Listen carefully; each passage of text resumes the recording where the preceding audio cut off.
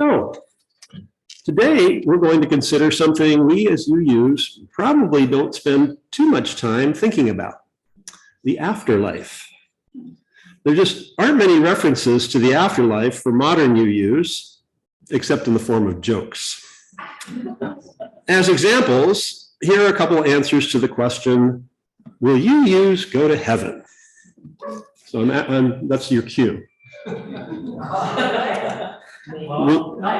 Ask me. No, UUs don't go to heaven. They just wouldn't be comfortable in a gated community. One more? Well, I'm glad you asked me that, but no, we just try to make sure we die on Wednesday night. That way we can go out with the recycling on Thursday morning. So for the most part, we don't think about life after death, because if there's one belief we share, it's the belief in life before death. It's much easier to think of death in the abstract when ours doesn't feel quite so near, or when we haven't experienced a recent deeply felt loss. So my own mother died when I was 10 years old, and I remember my dad gathering us to give us reassurance. So he did that by telling us that now we had a saint in heaven. Well, it didn't work for me at the time, and it still doesn't. But in retrospect, I'm glad that thought gave him some measure of solace. After all, he was grieving too. So, is there an afterlife? Some of us may believe in a heaven, some in reincarnation, but the truth is, nobody knows.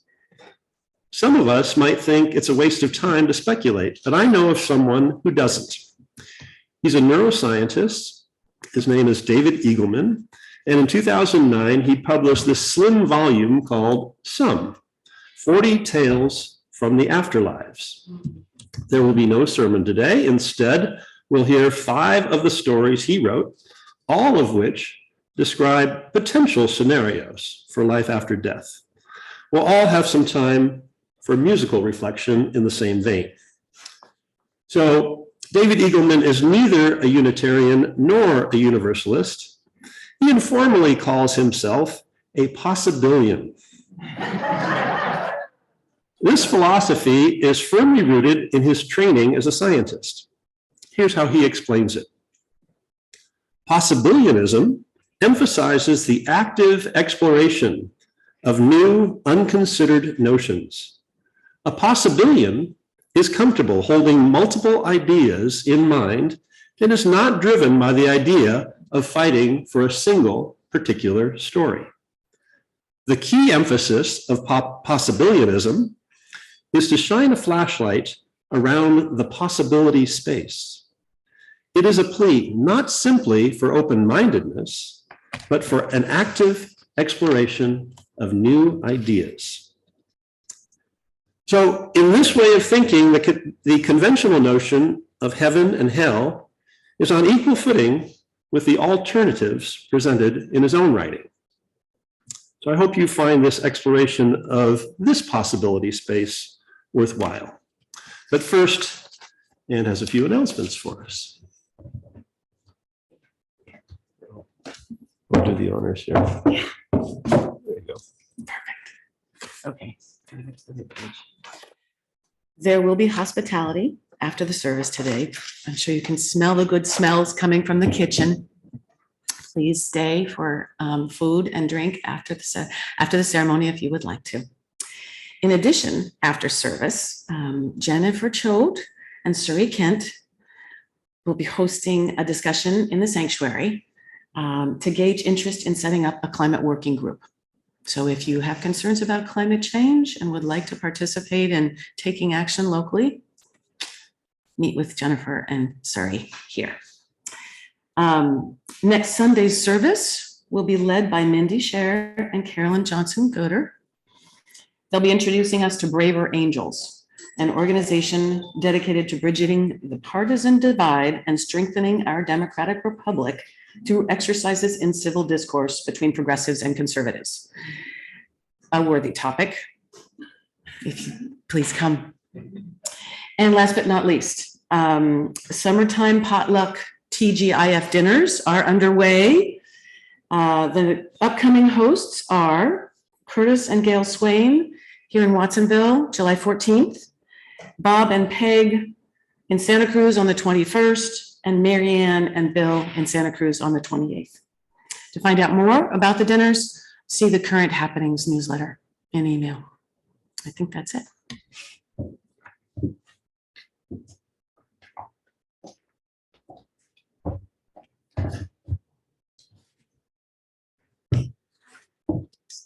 The land on which we gather is the unceded territory of the Awaswas-speaking Upi tribe. The Amamutsan tribal band, descendants of indigenous people taken to missions Santa Cruz and San Juan Bautista during Spanish colonization of the Central Coast, is today working hard to restore traditional stewardship practices on these lands and also heal from historical trauma. We remember their connection to this region and give thanks for the opportunity to live, work, learn, and pray on their traditional homeland. And we take this time to pay respect to their elders and to all Indigenous people, past and present. I'll add that I researched the beliefs of the Amamutsan in relation to the afterlife, but didn't find anything definitive enough to share today. But generally speaking, the practices of Indigenous people included the belief that all things possess a spirit or soul. This broad, dare I say, possibilian view was somehow thought of as being primitive. We will now hear 3 stories from some, followed by a song, then 2 more of the stories, and 1 more song.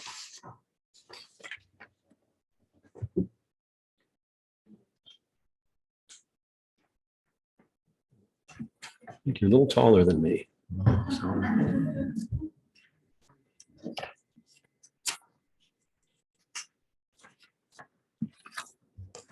Good morning again.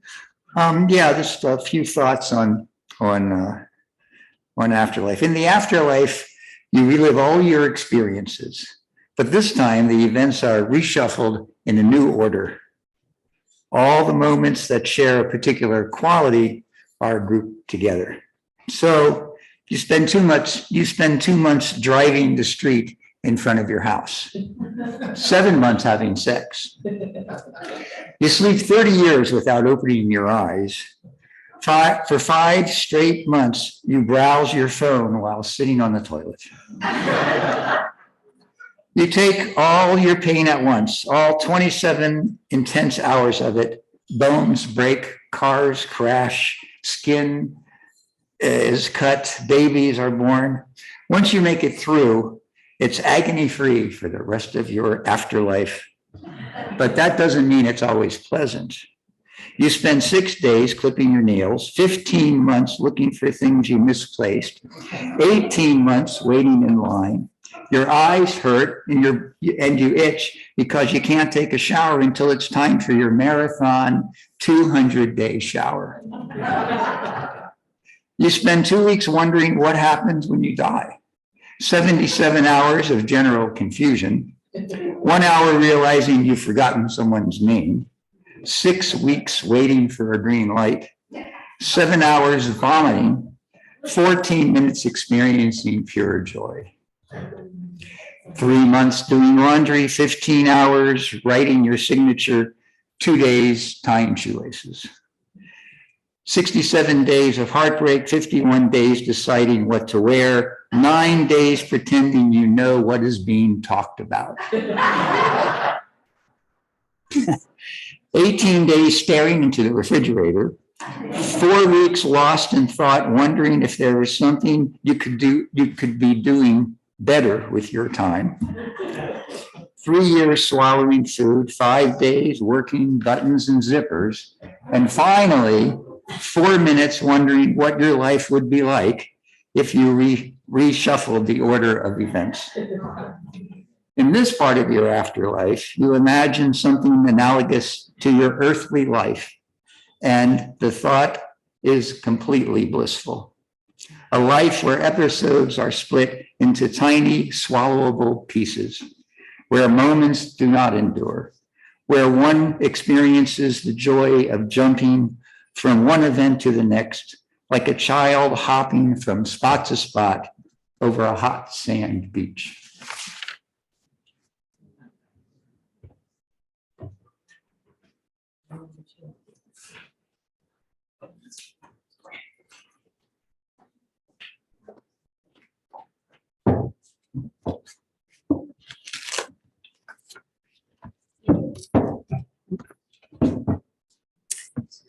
In the afterlife, you discover that God understands the complexities of life. Originally, she caved to peer pressure and structured her universe just like all the other gods had, with a binary designation of people as either good or evil. But it didn't take long for her to realize that humans could be good in many ways while being corrupt and mean-spirited in others. How was she to decide who goes to heaven and who to hell? What had seemed so easy at first, dividing the population into good and bad, now seemed very difficult. One afternoon, she listened to the grievances of the dead from two warring nations. Both sides had suffered. Both sides had valid grievances. Both pled their cases earnestly. After taking this all in, she covered her ears and moaned in misery. Her humans were such a complex species, and she could no longer live under the rigid structure of her youthful choices. For months, she moped around, uncertain of a way forward. Meanwhile, the lines of the dead grew longer and longer. Her advisors suggested she delegate the decision-making. But she loved her humans too much to leave them to the care of anyone else. Despite having a God with such deep sensitivity, the dead grew more and more impatient. The thought briefly crossed her mind to let them wait indefinitely. Perhaps they could work it out on their own. Then a better idea struck her generous spirit. She would grant everyone, every last human, a place in heaven. After all, everyone had something good inside. This new plan brought back the bounce to her gait, returned the color to her cheeks. She shut down operations in hell, fired the devil, and brought every last human to be by her side in heaven. Under her new system, everyone is treated equally. There's no longer fire for some and harp music for others. All are brothers and sisters to everyone else. In this way, an idea has been realized in the afterlife that never came to fruition on earth, true equality. Unfortunately, God was not prepared for how her humans would react. The communists, for example, were baffled and irritated. Why? Because they'd finally achieved their perfect society, but only with the help of a God they didn't believe existed. Advocates of a meritocracy were outraged. They're now stuck in eternity in an incentiveless system with a bunch of pinkos. Conservatives aren't sure what to do now that they have no one to disparage. And likewise, liberals are at wit's end because they have no one to champion. So, in the end, God sits on the edge of her bed and weeps at night because the only thing everyone can agree on is that they're all in hell.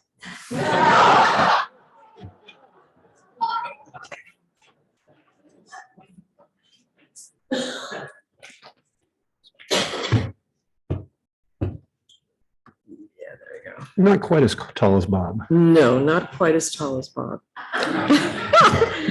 Okay, circle of friends. So when you die, you feel as though there was some subtle change, but everything looks pretty much the same. You get up, and brush your teeth, you kiss your spouse and kids and leave for the office. But it seems like a holiday. There is less traffic than normal and the rest of your building seems mostly empty. But everyone in your office is here and they greet you kindly. You feel strangely popular. Everyone you run into is someone you know. At some point, it dawns on you that this is the afterlife and the world is only made up of people you've met before. It's a small fraction of the world population, about 0.0002%, but it seems like plenty to you. It turns out that only the people you remember are here. So the woman with whom you shared a glance in the elevator may or may not be included. Your second grade teacher is here with most of the class, your parents, your cousins, and your spectrum of friends through the years. All your old lovers. Also, your boss, your grandmothers, those you dated, those you almost dated, those you longed for. It is a blissful opportunity to spend quality time with all your connections, to renew fading ties, to catch up with those you let slip away. It's only after several weeks of this that you begin to feel forlorn. You wonder what's different as you saunter through a vast, quiet park with a friend or two. No strangers grace the empty park benches. No family unknown to you throws breadcrumbs for the ducks and makes you smile because of their laughter. As you step into the street, you note there are no crowds, no buildings teeming with workers, no hospitals running 24/7 with patients dying and staff rushing, no packed trains howling into the night. Very few foreigners. You begin to consider all the things unfamiliar to you. You've never known, for example, how to vulcanize rubber to make a tire. And now those factories stand empty. You don't have a clue how to fashion a silicone chip, how to pit olives, or lay railroad tracks. And now those industries are shut down. The missing crowds make you so lonely. You begin to complain about all the people you could be meeting. But no one listens or sympathizes with you because this is precisely what you chose when you were alive. And now we'll have a musical interlude with our guest musician, Laura, and she's going to be doing Heaven and Hell, is that right? That's right. Okay.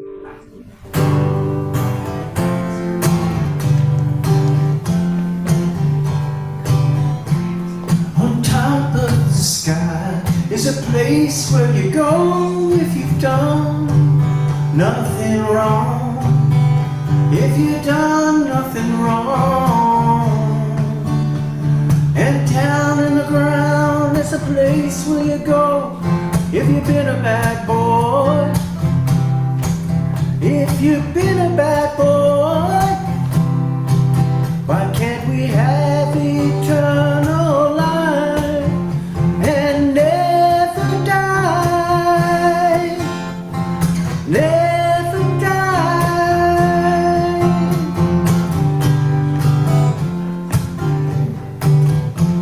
In the place up above, you grow feather wings and you fly round and round with a harp singing hymns.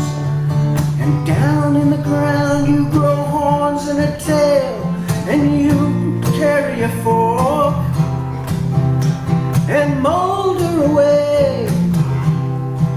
Why can't we have eternal life and never die? Never die.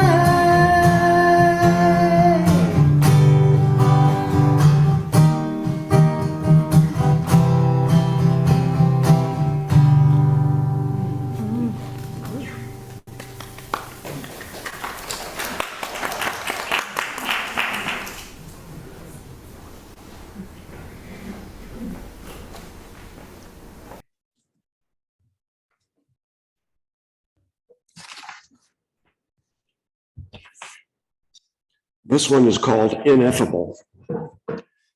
When soldiers part ways at war's end, The breakup of a platoon triggers the same emotion as the death of a person.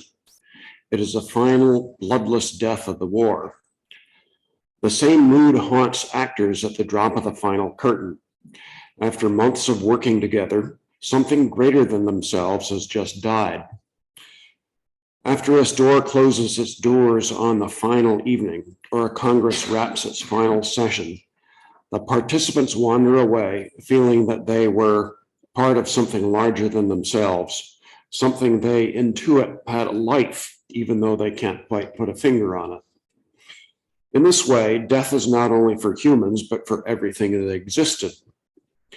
And it turns out that anything which enjoys life enjoys an afterlife. Platoons and plays and stores and congresses do not end. They simply move on to a different dimension. They are things that were created and existed for a time, and therefore, by the cosmic rules, they continue to exist, but in a different realm. Although it is difficult for us to imagine how these beings interact, they enjoy a delicious afterlife together, exchanging stories of their adventures. They laugh about good times and often, just like humans, lament the brevity of life. The people who constituted them are not included in their stories. In truth, they have as little understanding of you as you have of them. They generally have no idea you existed. It may seem mysterious to you that these organizations can live on without the people who compose them. But the underlying principle is simple. The afterlife is made of spirits. After all, you do not bring your kidney and liver and heart to the afterlife with you. Instead, you gain independence from the pieces that make you up. A consequence of this cosmic scheme may surprise you. When you die, you are grieved by all the atoms of which you are composed. They hung together for years, whether in sheets of skin or communities of spleen. With your death, they do not die. Instead, they part ways, moving off in their separate directions, mourning the loss of a special time they shared together, haunted by the feeling that they were once playing parts in something larger than themselves, something that had its own life, something they can hardly put a finger on. Hey. If I would, I'm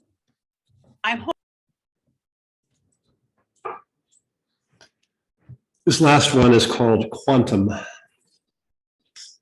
Here in the afterlife, everything exists in all possible states at once, even states that are mutually exclusive. This comes as a shock.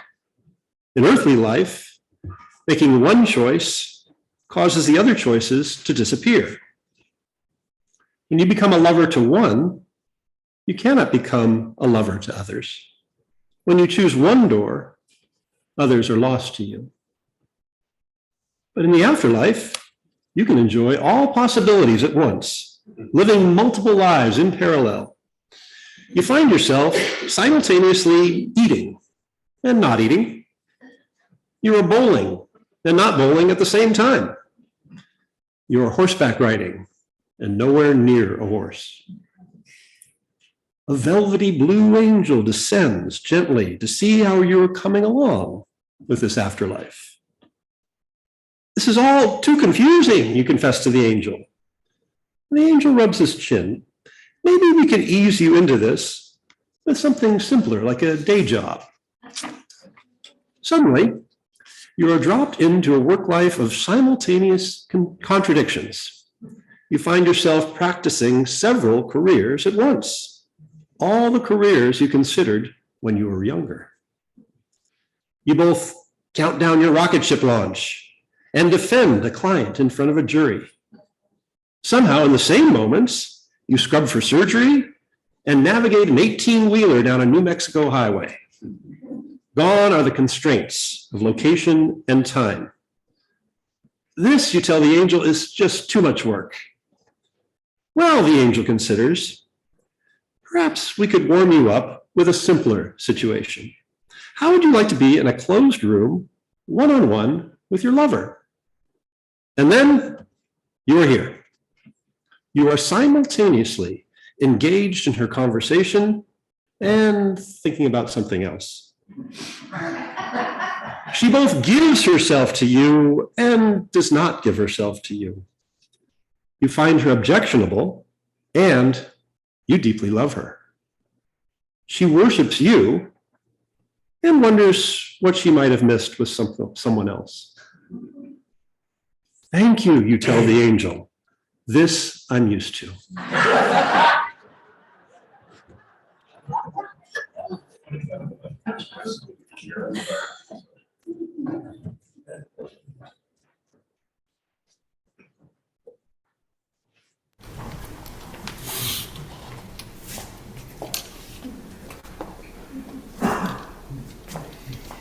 We're going to be singing a song called Let the Mystery Be by Iris Dement. And if on this song, if anybody knows any of the words, you can join in. Maybe on the chorus, you might know the words. Feel free.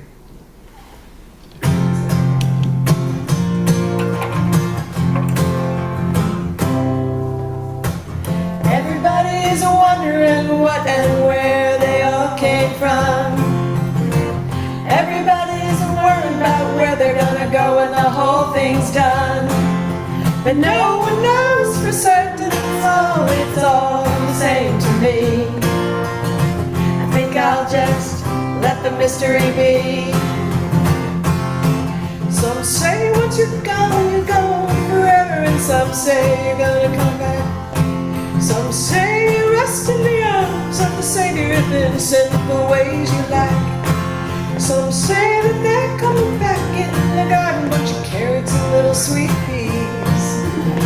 I think I'll just let the mystery be. Everybody's wondering what and where they all came from. Everybody's worried about where they're gonna go when the whole thing's done. But no one knows for certain, so it's all the same to me.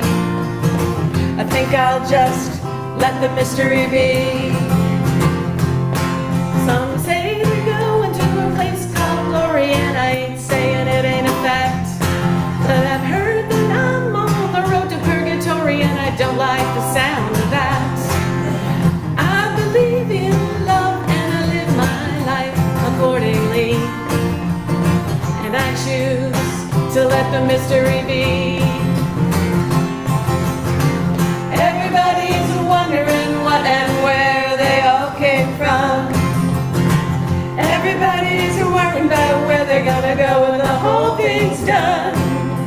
But no one knows for certain, and so it's all the same to me. I think I'll just let the mystery be.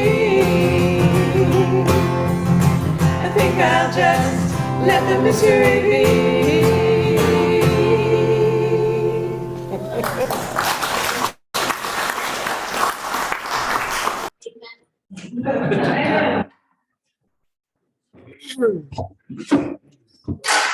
Where are you? I see myself there. Okay. Okay. A regular part of our service is the climate crisis moment. This passage, the passage I'm about to read, is also drawn from the same piece by Craig Childs, interview with Craig Childs in the Sun magazine. All right. We have this concept that we can break the planet. And yes, we are changing everything from individual species to global systems.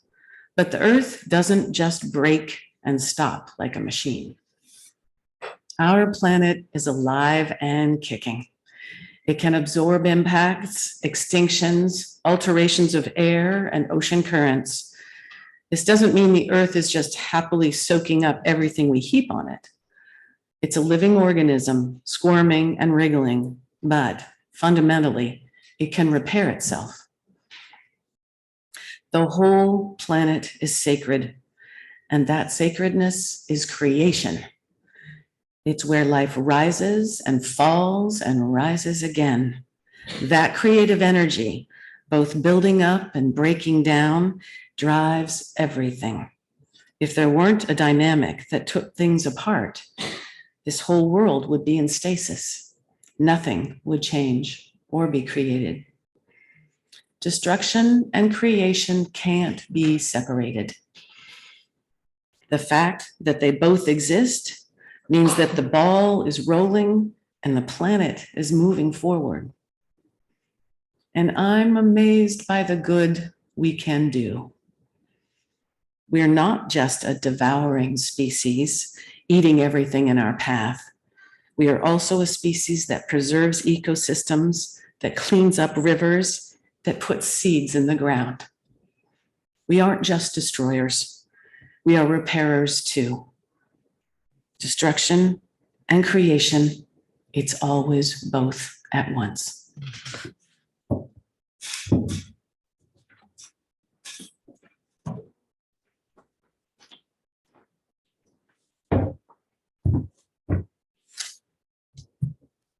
So each month we share our collection with a local organization whose mission aligns with ours. This month, that organization is COPA, an acronym I'm sure we've all heard many times. I've heard many times in the 20 plus years I've been coming here. So today we have a representative from COPA to give you a fuller picture of their work.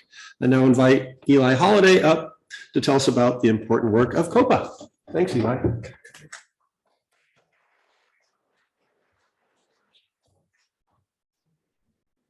Good morning, everyone. I'm Eli Holiday. I am a COPA organizer. And as I've been listening to the sermon this morning, two things have struck me.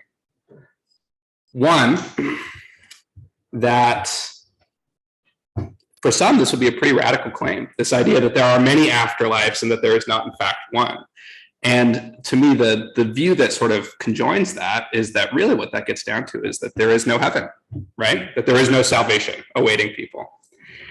And to me, sort of the daunting obligation or the daunting duty that puts before us is that it then becomes incumbent on us to create that heaven here on earth, or at the very least, not to create hell for other people.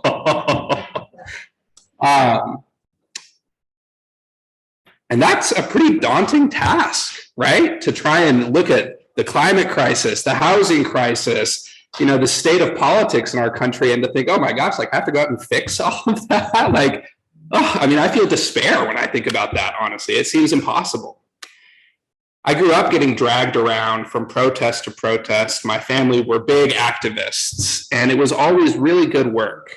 And I remember especially I grew up in New Mexico, getting dragged to Moore County against fracking. There was this big fracking effort that was going on in Moore County. And I remember it because it's the only time that I ever remember us winning anything. Because there was no fracking in Moore County. Out of the hundreds of protests that I've been dragged to, it was the only one that was successful. So when I graduated college, I felt this deep need to try and improve the world, to create this sort of heaven on earth. And so I worked in prisons, I worked in refugee camps, I worked in social work. And throughout all of this, I got burnt out. I got tired of it because it's always putting the same Band-Aid on over and over and over again. And it's one person, little me, railing against this huge system that I had no idea how to do anything about. So tired and beaten down and despairing, I showed up to an organizing meeting in Dallas, Texas, where I was working at the time, where there was 300 faith leaders from across the state talking about how do we defeat this tax measure that takes money from public schools and gives it to oil companies as tax breaks for refineries. I know, welcome to Texas. And I showed up at this meeting thinking, all right, I've been to these before, like best of luck, big oil in Texas, all right. And I was shocked to find that it was not a commiseration meeting. It was not about how we got beaten so badly and like, what are we gonna talk about next? Instead, they were saying, all right, so now that we've beaten big oil in Texas, what do we wanna do next? What is the next thing we wanna do? And I was like, wait, hold on. You beat big oil in Texas? Like, how could you possibly do that? And so I knew immediately that I had to go and work for these people because obviously they'd learned something that I had not. And so I showed up in Houston and I really thought that the work was all about these issues. How do you beat big oil in Texas? How do you get Medicaid expanded in Texas? How do you do all of this good work? And over time, I've come to realize that those issues are really important. But what's more important is the people that you shape along the way as you do that work. I did a lot of organizing in Houston's 3rd Ward, which is historically one of the poorer and the most African-American part of Houston. And because the land there was cheap about 50 years ago, that's where they built the Houston Medical Center, which is the largest medical center in the country, if not the world. And you can sit in people's backyards in the third ward, which has the highest rate of uninsurance of any place in Texas, has the highest rate of medical debt of any place in Texas, and the highest rate of death by preventable disease of any place in Texas. And you can sit in people's backyards who are dying of diseases like diabetes, dying of diseases that we have, cured, or at least we've found solutions to. And you can see the best cardiology center in the world from these people's backyards. And for me, the bigger victory is not that we were able to get these people some care. And it's not that we were able to get postpartum care for new mothers across the state of Texas. The bigger victory is that Angela and Linda and Rabbi Paul were able to work together as we met with the head of the Houston Medical Center and say, this is bullcrap. It's bullcrap that we can see the medical center, but we can never have access to it. And that they then have the ability to go and do that work. I was invited to come to Copa in December because I wanted to live closer to the beach and because my partner did not want to live in Texas anymore. Surprise, surprise. And I've had the honor since then of working on Copa's 20th anniversary convention, which was in May. And at that convention, we had some big policy wins. We had, Mayor Keeley, who stood up and said, yes, I'm going to work with Copa around tenant protections in Santa Cruz, and we're going to build affordable housing. Supervisor Church, who spoke with us on Pajaro and got funding from FEMA for residents there. We had a lot of these big policy wins. But for me, the more important thing, the thing that made me feel really proud, is that I had Marisela Acevedo from King City, a farm worker who immigrated here 10 years ago from Mexico, who stood up and told Supervisor Church, this is the way it's going to be. This is what's going to happen. And that her daughter got to see her do that. To me, it's much more important that I have Maria Rocha from Pajo able to talk to the county supervisors and say, this is what my community needs, and this is what we're going to work together to happen. And the reason for me that that's more important is that, creating heaven on earth is impossible by myself. There's no way that I can ever do that. But with Maria and Marisela and Andrew Goldenkrantz from Temple Bethel and Barbara Meister from Santa Cruz and Jack Herbig down from Monterey and Chuck here from UUFSCC and all of you, it seems much more possible that if we work on this kind of work together and instead are not laboring away in isolation, that suddenly maybe we can do this. Maybe we can create heaven on earth. Not that it'll be easy, but that it gives us a shot at it. I think I've used up my allotted time here today. I'm going to stick around after the service if this sounds interesting to you, or if you want to talk about it, please come and find me. Thank you.